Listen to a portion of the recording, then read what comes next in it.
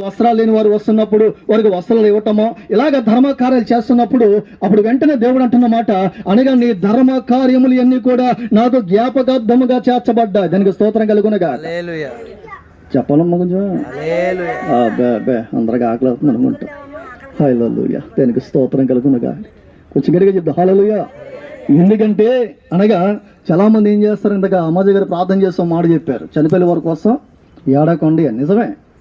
అందుకే మన మొదటి దశలో రాసిన పత్రిక 4:14 వచ్చిన మనకు కనపడుతుంది, సహోదరులారా నిరీక్షణ లేని ఇతరుల వలె ఏంటంట మీరు దుఃఖించటం మాకు ఇష్టం కాదు. ఎందుకంటే క్రీస్తు ఏ విధంగా చూడండి, ఈ లోకములు అన్ని సమాధులు ఉన్నాయి కానీ ఒకే ఒక్క సమాధి తెరవబడి ఉంది. అది ఏ సమాధి? అది ఈ రోజు కూడా యెరూషలేములో ఖాళీగా ఉంది సమాధి. అంటే ఏంటి చెప్పలు గట్టిగా, గొప్ప గొప్ప వారు చనిపోయారు, సమాధి చేయబడ్డారు, కానీ ఒకే ఒక్క సమాధి ఈ రోజు కూడా సజీవుడిగా ఇంకా సాక్షిగా ఉంది.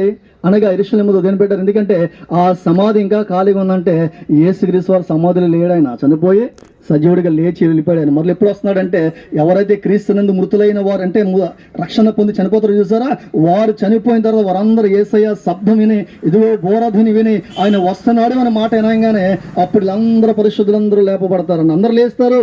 కానీ వారి క్రియలు ఉంటాయి. దీనికి స్తోత్రం చెప్పండి.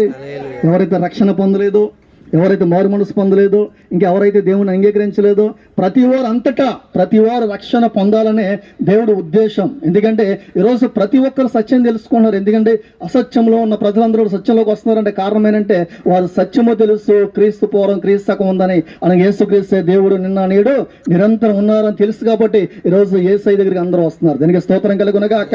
అలాగే వీరు కూడా వచ్చారు ఒకప్పుడు.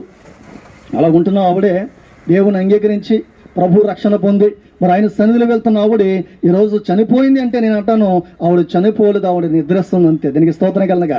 మరి చనిపోయిన వారిని యేసయ్య లేపారండి అంటే కనుక మనకి పరిశుద్ధ గ్రంథంలో లాజర్ అని కనపడు ఆయన కనబడతాడు.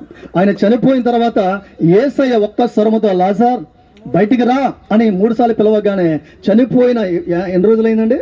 3 రోజులైంది. ఆ 3 రోజులు అయిపోయిన చనిపోయిన లాజరు బ్రతికొచ్చాడు. దీనికి స్తోత్రం కలుగును గాక. ఒక రోజు యేసయ్య కూడా మనందరూ చనిపోయిన వారందరిని కూడా యేసయ్య లేపుతాడు. నేను అంతాను మరి ఆవిడ లేస్తుంది, మరి మా అమ్మగారు లేస్తారు, వాళ్ళ అమ్మగారు లేస్తారు, అందరూ మేము చూస్తాం. ఇది మాకు నిరీక్షణ ఉంది. ఎందుకంటే ఏ రోజు చనిపోయిన ఏదో ఒక రోజు మేము లేస్తాం అని ఒక నిరీక్షణ ఉంది. మరి మీ సంగతి ఏంటి?